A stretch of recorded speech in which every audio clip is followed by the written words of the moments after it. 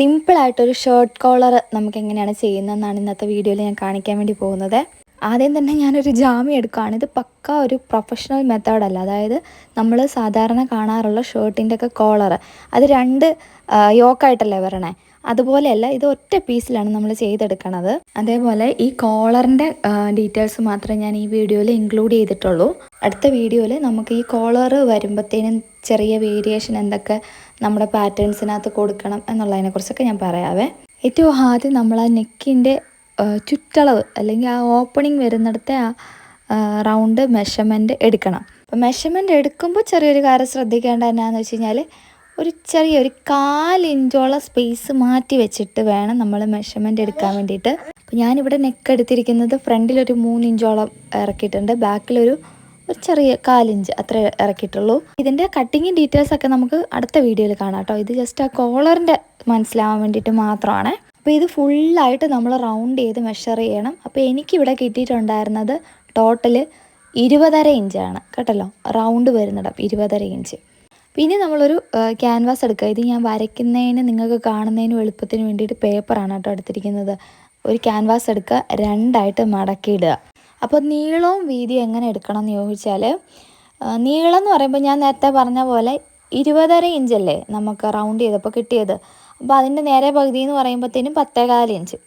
10.25 കൂടെ 1 ഇഞ്ച് കൂടെ ആഡ് ചെയ്തിട്ട് നീളമാക്കി നമുക്ക് മാർക്ക് ചെയ്യാം.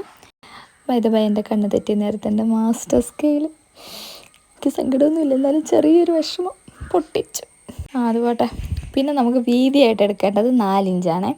നീളം ഞാൻ ഈ പറഞ്ഞ പോലെ നിങ്ങൾ മെഷർ ചെയ്ത് കിട്ടുമ്പോൾ കിട്ടുന്ന റൗണ്ടിൻ്റെ കൂടെ 1 ഇഞ്ച് കൂടെ ആഡ് ചെയ്തിട്ട് നീളം മാർക്ക് ചെയ്യാം.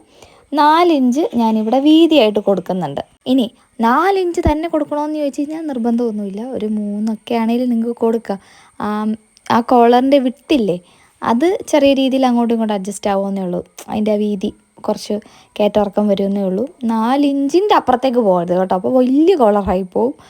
അപ്പോൾ 4 ഇഞ്ച് വീതിയും ടോട്ടൽ നെക്ക് റൗണ്ടിൻ്റെ പകുതിയുടെ കൂടെ 1 ഇഞ്ച് കൂടെ ആഡ് ചെയ്തിട്ട് ലെങ്തും മാർക്ക് ചെയ്യുക. എന്നിട്ട് ആ ഒരു പീസ് ഇതിപ്പോൾ ഫോൾഡഡ് ആയിരിക്കണം കേട്ടോ, നമ്മൾ ക്യാൻവാസിലല്ലേ കട്ട് ചെയ്യുന്നത്. അപ്പോൾ അത് രണ്ടായിട്ട് മടക്കി വെച്ചിട്ടുള്ളതായിരിക്കണേ. ഇതിപ്പോൾ ഞാൻ പേപ്പർ ആയത് കാരണം ഒറ്റ ലെയറേ എടുത്തിട്ടുള്ളൂ കേട്ടോ. ഇനി നമ്മൾ ഈ 10.25 ഇഞ്ച് പറഞ്ഞില്ലേ, ആ 10.25 ഇഞ്ച് ഒന്ന് മാർക്ക് ചെയ്യണേ, നീളത്തിൽ തന്നെ മാർക്ക് ചെയ്യുക. അപ്പോൾ ആദ്യം നമ്മൾ 4 ഇഞ്ച് വീതി മാർക്ക് ചെയ്തിട്ട് നമ്മൾ കട്ട് ചെയ്തിട്ടുണ്ടായിരുന്നല്ലോ. ഇനി നമ്മൾ ഒരു 3 ഇഞ്ചിലും കൂടെ ഇതേപോലെ മാർക്ക് ചെയ്യുക. അതും ഒരു ലൈൻ പോലെ വരച്ചെടുക്കുക. ഇനി നമ്മൾ താഴെ വശത്ത് ഒരു 1.25 ഇഞ്ച് വരുന്ന പോലെ മാർക്ക് ചെയ്യണം. അതും ഇതുപോലെ ഒരു 1-2 അടുത്ത് മാർക്ക് ചെയ്തിട്ട് അതും ഒരു സ്ട്രെയിറ്റ് ലൈൻ പോലെ മാർക്ക് ചെയ്യണേ. മേ ബി ഞാനിങ്ങനെ 4 ഇഞ്ച് 3 ഇഞ്ച് 1.25 ഇഞ്ച് ഇങ്ങനെയൊക്കെ പറയുമ്പോൾ നിങ്ങൾക്ക് കൺഫ്യൂഷൻ വന്നേക്കാം. പകരം ഒരു പേപ്പറിലാണെങ്കിൽ പോലും നിങ്ങൾ ഇതുപോലെ ഒന്ന് മാർക്ക് ചെയ്ത് നോക്കുവാണെങ്കിൽ നിങ്ങൾക്ക് കുറച്ചുകൂടെ പറയുന്ന കാര്യങ്ങൾ മനസ്സിലാവും. അപ്പോൾ ഏറ്റവും താഴത്തെ ആ ഭാഗം 1.25 ഇഞ്ചും മുകളിലത്തെ വരെ ഉള്ളത് 3 ഇഞ്ചും പിന്നെ ഇതിൻ്റെ നീളം വരുന്നിടം 10.25 ഇഞ്ചുമാണ്. ഇനി നമ്മളിതാ ഈ കോർണർ കണ്ടോ നിങ്ങൾ, ആ 10.25 എന്നുള്ളിടത്ത് മാർക്ക് ചെയ്തിരിക്കുന്ന ആ കോർണർ അവിടെ ലൈറ്റായിട്ട് ഇതേപോലെ ഒരു കേർവ് കൊടുക്കണം. ഈ ഷേപ്പ് എടുക്കാൻ ചെറിയ ബുദ്ധിമുട്ട് തോന്നുവാണെങ്കിൽ പഴയ ഏതെങ്കിലും ഷർട്ടിൻ്റെ ആ കോർണർ വെച്ചിട്ടൊന്ന് മാർക്ക് ചെയ്തെടുത്താൽ മതി കേട്ടോ. ഫ്രഞ്ച് കർവ് സ്കെയിലൊക്കെ ഉണ്ടെങ്കിൽ നമുക്ക് ആ സ്കെയിൽ വെച്ച് തന്നെ നമുക്ക് ഈ ഷേപ്പ് എടുക്കാം കേട്ടോ. അപ്പോൾ താഴത്തെ ആ കർവും കാര്യങ്ങളൊക്കെ റെഡിയായി കിട്ടി. ഇനി നമുക്ക് മുകളിൽ നമ്മൾ ആ 3 ഇഞ്ച് ലൈൻ വരച്ചില്ലേ, അതായത് 3 ഇഞ്ച് മുകളിലേക്ക് ആക്കിയിട്ട് ഒരു ലൈൻ വരച്ചല്ലോ, അവിടെ ഒരു 3 ഇഞ്ചിൽ കൂടെ നീളത്തിന് ഒരു മാർക്കിങ് ചെയ്ത് കൊടുക്കുക. അതായത് നമ്മുടെ ഫോൾഡഡ് സൈഡിൽ നിന്ന് 3 ഇഞ്ച് അങ്ങോട്ടേക്ക് കേട്ടോ. ഇനി നമ്മൾ ഇപ്പുറവശം 10.25 മാർക്ക് ചെയ്തതിൻ്റെ മുകളിലോട്ട് ഒരു 1/2 ഇഞ്ച്, കാരണം അവിടെ മുകളിലേക്ക് ഒരു ഇഞ്ച് നമ്മൾ എക്സ്ട്രാ മാർക്ക് ചെയ്തിട്ടുണ്ടല്ലോ, അവിടെ 1/2 ഇഞ്ച് മാർക്ക് ചെയ്ത് കൊടുക്കുക. എന്നിട്ട് ഈ ആർച്ച് പോലെ നമ്മളൊരു ഷേപ്പ് കൊടുത്തില്ലേ, അങ്ങോട്ടേക്ക് ചെരിച്ചൊരു ലൈൻ കൊടുക്കുക. ഇനി നമ്മൾ 1/2 ഇഞ്ച് മുകളിലായിട്ട് മാർക്ക് ചെയ്ത് കൊടുത്തില്ലേ, 10.25 ഇഞ്ചിൻ്റെ മുകളിലോട്ട് 1/2 ഇഞ്ച്, അവിടെ നിന്ന് താഴേക്ക് ഈ 3 ഇഞ്ചിൻ്റെ ലൈനിലേക്ക് ലൈറ്റായിട്ടൊന്ന് കേർവ് ചെയ്ത് ഇതുപോലൊരു ഷേപ്പിന് സ്ട്രെയിറ്റ് ആയിട്ട് എടുക്കണ്ട, പകരം ഒരു ലൈറ്റ് ഒരു ഷേപ്പിൽ ബെൻഡ് ചെയ്ത് കൊണ്ടുവരാം കേട്ടോ. ഇനി സ്ട്രെയിറ്റ് ആയിട്ട് എടുത്താലും വലിയ പ്രശ്നങ്ങളൊന്നുമില്ല കേട്ടോ. ഒരു ചെറിയ കർവ് പോലെ ഉണ്ടെങ്കിൽ ഒരു രസമായിരിക്കും, അതുകൊണ്ടാണ് ഞാൻ അങ്ങനെ കൊടുത്തിട്ടുള്ളത്. അപ്പോൾ മാർക്കിങ് ശരിക്കും പറഞ്ഞാൽ ഇത്രയേ ഉള്ളൂ. ഇനി നമുക്കിത് കട്ട് ചെയ്തെടുക്കാം കേട്ടോ. അപ്പോൾ ആദ്യമേ ഞാൻ പറഞ്ഞ പോലെ നിങ്ങളൊന്നൊരു പേപ്പറിലോ എന്തെങ്കിലും ഒന്ന് ട്രൈ ചെയ്ത് നോക്കുവാണെങ്കിൽ തന്നെ നിങ്ങൾക്കത് ഈസി ആയിട്ട് കാര്യം മനസ്സിലാവും. അപ്പോൾ നമുക്ക് കട്ട് ചെയ്യാം അല്ലേ. അപ്പം എനിക്ക് തോന്നുന്നു ഈ ഒരു മെത്തേഡ് നിങ്ങളൊന്ന് ചെയ്ത് നോക്കുവാണെങ്കിൽ നമ്മൾ നേരത്തെ പറഞ്ഞ പോലെ 2 ലെയറായിട്ടുള്ള ആ ക്യാൻവാസ് കട്ട് ചെയ്യുമല്ലോ. അതായത് കോളറിൻ്റെ ഭാഗം സാധാരണഗതിയിൽ നമ്മൾ ചെയ്യാറ് 2 പീസായിട്ടാണ്, അതിങ്ങനെ ജോയിൻ ചെയ്തെടുക്കുകയാണല്ലോ ചെയ്യാറ്. അപ്പോൾ അത് ചെയ്യാൻ കുറച്ചുകൂടെ എളുപ്പമായിരിക്കും, നിങ്ങൾക്ക് കുറച്ചുകൂടെ ആ ഷേപ്പ് കാര്യങ്ങളൊക്കെ ഒന്ന് മനസ്സിലാവും. നന്നായിട്ട് തയ്ക്കുന്നവരെ സംബന്ധിച്ചുള്ള കാര്യമല്ല കേട്ടോ ഞാൻ പറയണത്.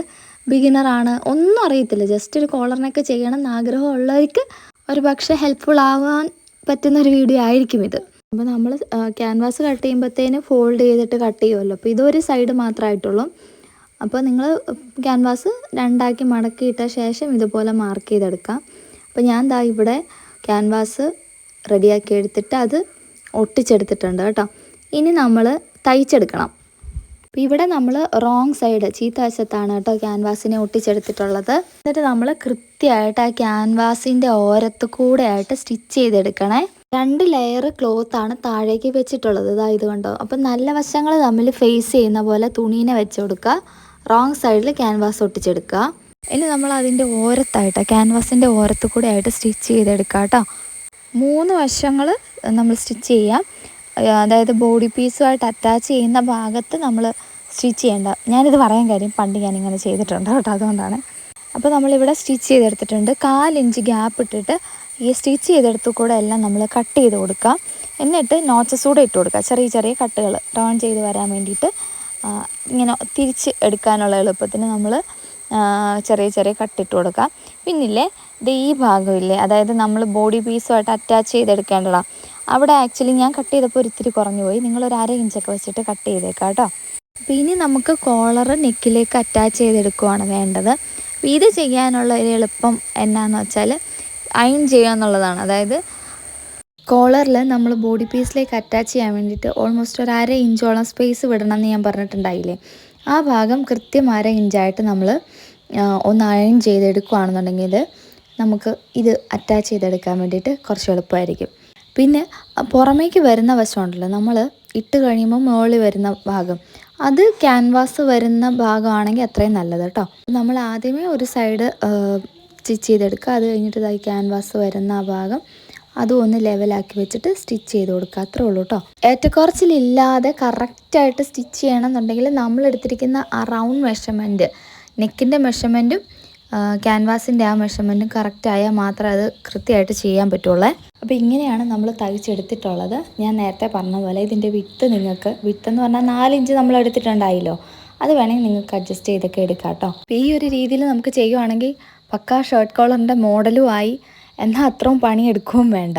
അപ്പോൾ അടുത്ത വീഡിയോയിൽ എങ്ങനെയാണ് കോളർ നെക്ക് വരുന്ന പാറ്റേൺസിലൊക്കെ നമ്മൾ ബോഡി പാറ്റേൺ കട്ട് ചെയ്യേണ്ടത്, അതായത് ഫ്രണ്ട് കുറച്ച് ബാക്ക് സൈഡ് കൂട്ടി ഇങ്ങനെയൊക്കെ എങ്ങനെയാണ് ചെയ്യേണ്ടതെന്നുള്ളത് നമുക്ക് കാണാവേ. അപ്പോൾ വീഡിയോ നിങ്ങൾക്ക് ഇഷ്ടപ്പെട്ടിട്ടുണ്ടെങ്കിൽ ഒന്ന് ലൈക്ക് ചെയ്ത് സപ്പോർട്ട് ചെയ്യുക. അപ്പോൾ നിങ്ങളുടെ അഭിപ്രായങ്ങൾ കമൻറ്റ് സെക്ഷനിലും കൂടെ ഒന്ന് പറയാം കേട്ടോ.